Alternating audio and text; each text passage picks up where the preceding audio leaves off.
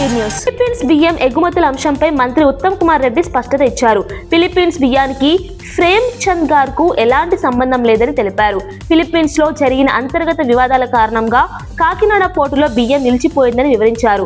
అయితే తెలంగాణ బియ్యానికి ఫిలిప్పీన్స్ ప్రభుత్వం అనుమతి ఇచ్చిందని స్పష్టం చేశారు. ఈ అంశంపై వస్తున్న ఆరోపణలు వాస్తవాలకు దూరమని పేర్కొన్నారు. ప్రభుత్వం పారదర్శకంగా వ్యవహరిస్తోందని తెలిపారు. ఎగుమతుల ప్రక్రియలో ఎలాంటి అవకతవకలు లేవని అన్నారు. రాష్ట్ర ప్రయోజనాల దృష్ట్యా అన్ని చర్యలు తీసుకుంటున్నామని చెప్పారు.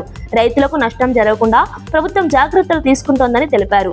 ఈ వివాదంపై స్పష్టత రావడంతో రాజకీయ చర్చలు కొనసాగుతున్నాయి.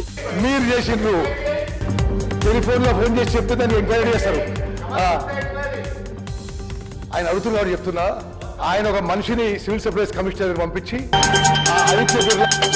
బియ్యం ఎగుమతుల వ్యవహారంపై మాజీ మంత్రి హరీష్ రావు తీవ్ర ఆరోపణలు చేశారు. సిబిఐ, ఈడీ కేసులో ఉన్న ప్రేమ్ చంద్ గార్ను అడ్వైజర్ గా నియమించారా అని ప్రశ్నించారు. అతని సలహాల వల్ల రాష్ట్రానికి నష్టం జరిగిందా అని నిలదీశారు. 10 లక్షల టన్నుల ఎగుమతికి ఒప్పందం చేసుకున్నామని చెప్పి చివరకు 22,000 టన్నుల దగ్గరే ఆగిపోయారని విమర్శించారు. మరికొన్ని వేల టన్నుల బియ్యం ఏడాది నుంచి పోర్టులో నిల్వ ఉండి పాడవుతోందని ఆరోపించారు. ఇది పెద్ద స్కామ్ గా మారిందని పేర్కొన్నారు. ఈ వ్యవహారంపై హౌస్ కమిటీ ఏర్పాటు చేసి విచారణ జరపాలని డిమాండ్ చేశారు. ఆధారాలతో నిరూపిస్తామని సవాల్ విసిరారు. ఈ అంశం రాజకీయంగా తీవ్ర చర్చకు దారితీసింది. ప్రభుత్వానికి లేఖ రాశారు. నేను అడుగుతా ఉన్నా, నాఫెడ్ అనే కేంద్ర ప్రభుత్వ సంస్థ మేము మీకు కాకినాడ పోర్టుకు బియ్యం రాగానే మీకు వెంటనే డబ్బులు చెల్లిస్తాం, మాకు అవకాశం ఇవ్వండి అంటే కేంద్ర ప్రభుత్వ సంస్థకి ఇవ్వకుండా ఒక ప్రైవేట్ సంస్థకు ఎందుకు ఇచ్చారు? ఈ బియ్యం ఎగుమతి కోసం మీరు ఏమైనా టెండర్లు పిలిచారా? ఎక్స్ప్రెషన్ ఆఫ్ ఇంట్రెస్ట్ పిలిచారా? లేదు నామినేటెడ్ బేసిస్ లో ఫీజు రియంబర్స్మెంట్ బకాయిలను విడుదల చేయాలని డిమాండ్ చేస్తూ బీఆర్ఎస్ ఎమ్మెల్యేలు, ఎమ్మెల్సీలు గన్ పార్క్ వద్ద ధర్నా చేపట్టారు. సుమారు 12,000 కోట్ల రూపాయల బకాయిలు చెల్లించాలని ప్లకార్డులతో నినాదాలు చేశారు. ప్రభుత్వం ఇంటిగ్రేటెడ్ స్కూళ్ల పేరుతో కాలక్షేపం చేస్తుందని విమర్శించారు. ఉన్నత విద్య చదివే విద్యార్థుల భవిష్యత్తును విస్మరిస్తోందని ఆరోపించారు. బడ్జెట్ సెషన్ ముగిసేలోపు నిధులు విడుదల చేయాలని డిమాండ్ చేశారు. విద్యార్థుల సమస్యలను ప్రభుత్వం తక్షణమే పరిష్కరించాలని అన్నారు. ఈ నిరసనలో పెద్ద సంఖ్యలో నాయకులు పాల్గొన్నారు. విద్యార్థుల కోసం పోరాటం కొనసాగిస్తామని స్పష్టం చేశారు. ఈ అంశం రాష్ట్ర రాజకీయాల్లో చర్చనీయాంశమైంది. 100 కోట్ల రూపాయలు ఖర్చు చేసి విద్యార్థుల భవిష్యత్తుకు గ్యారంటీ ఇస్తామంటున్నారు.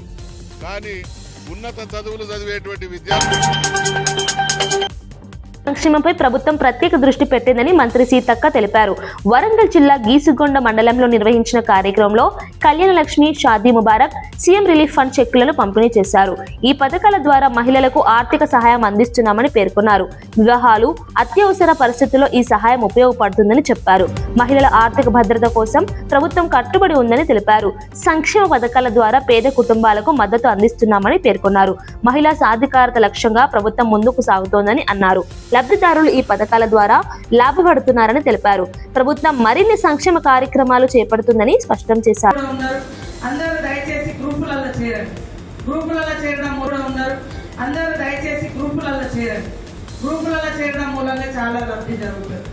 ఇవాళ ఇన్సూరెన్స్ కానీ, లోన్ మాఫీ కానీ, మహిళలు తీసుకున్న లోన్ మాఫీ కానీ, తర్వాత ఇల్లు వస్తే ఇల్లు కట్టుకోవాలంటే ముందస్తుగా 1 లక్ష రూపాయల దాకా అప్పియడం కానీ, మొబైల్ టిఫిన్ సెంటర్ కూడా ఇప్పుడు మేము మహిళా సంఘాలను ప్రోత్సహిస్తాము.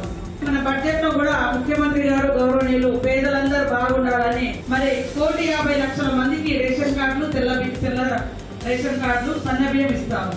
వాళ్ళందరికీ కూడా 5 లక్షల ఇన్సూరెన్స్ పెట్టినాం, జీవిత బీమా 5 లక్షలు. డిప్యూటీ సీఎం భట్టి విక్రమార్క రాష్ట్ర సంక్షేమ పథకాలపై కీలక వ్యాఖ్యలు చేశారు. దేశంలో ఎవరైనా తెలంగాణలో పుట్టాలని అనుకునేలా పథకాలను రూపొందిస్తున్నామని తెలిపారు. ఖమ్మం పర్యటనలో మీడియాతో మాట్లాడిన ఆయన ఇందిరమ్మ లైఫ్ ఇన్సూరెన్స్ పథకాన్ని ప్రస్తావించారు. ప్రతి కుటుంబానికి బీమా కల్పించే లక్ష్యంతో ఈ పథకం అమలు చేస్తున్నామని చెప్పారు. ఇది దేశంలోనే ప్రత్యేకమైన పథకమని పేర్కొన్నారు. సంక్షేమం, అభివృద్ధి రెండింటినీ సమతుల్యంగా ముందుకు తీసుకెళ్తున్నామని వివరించారు. ప్రజలకు భద్రత కల్పించడమే ప్రభుత్వ లక్ష్యమని అన్నారు. ఈ పథకాల ద్వారా ప్రజల జీవన ప్రమాణాలు మెరుగవుతాయని తెలిపారు. ప్రభుత్వం తీసుకుంటున్న నిర్ణయాలు దేశానికి ఆదర్శంగా నిలుస్తాయని పేర్కొన్నారు. నిస్సహాయంగా ఉన్నటువంటి కుటుంబ సభ్యులకి ఒక భరోసా, ఒక ధైర్యాన్ని కల్పిస్తున్న చెప్పడంలో ఎటువంటి సందేహం. రాష్ట్ర ప్రభుత్వం ఎన్నికల హామీలను అమలు చేయడం లేదని ఆరోపిస్తూ తెలంగాణ బీజేపీ అసెంబ్లీ ముట్టడి కార్యక్రమం చేపట్టింది. మహిళలకు నెలకు 2500 రూపాయల ఆర్థిక సాయం, నిరుద్యోగ భృతి, రైతు భరోసా వంటి హామీల అమలులో జాప్యం జరుగుతోందని ఆగ్రహం వ్యక్తం చేశారు. గన్ పార్క్ వద్ద పెద్ద ఎత్తున చేరుకున్న బీజేపీ కార్యకర్తలు అసెంబ్లీ వైపు దూసుకెళ్లేందుకు ప్రయత్నించారు. పోలీసులు అడ్డుకోవడంతో తోపులాట చోటు చేసుకుని ఉద్రిక్త పరిస్థితులు నెలకొన్నాయి. రోడ్డుపై బైఠాయించి నిరసన తెలిపిన నేతలు, కార్యకర్తలను పోలీసులు అరెస్ట్ చేశారు. అసెంబ్లీ పరిసరాల్లో 144 సెక్షన్ అమలు చేసి భద్రతను కట్టుదిట్టం చేశారు. ప్రభుత్వంపై ఒత్తిడి తీసుకురావడమే ఈ ఆందోళన లక్ష్యమని బీజేపీ నేతలు తెలిపారు. హైదరాబాద్ దోమలగూడలో కేసీ పుల్లయ్య ఫౌండేషన్ ప్రధాన కార్యాలయాన్ని కేంద్ర భారీ పరిశ్రమల శాఖ మంత్రి భూపతి రాజు శ్రీనివాస్ వర్మ ఆదివారం ప్రారంభించారు. సమాజానికి తిరిగి సేవ చేయాలనే సంకల్పంతో ఈ ఫౌండేషన్ స్థాపించబడటం అభినందనీయమని ఆయన తెలిపారు. తక్కువ కాలంలోనే సేవలను విస్తరించడం శుభ పరిణామమని అన్నారు. ఈ కార్యక్రమంలో రాజ్యసభ సభ్యులు డాక్టర్ కె లక్ష్మణ్, మాజీ ఎమ్మెల్యే గణేష్ గుప్తా, ట్రస్టీలు పాల్గొని విభాగాలను ప్రారంభించారు.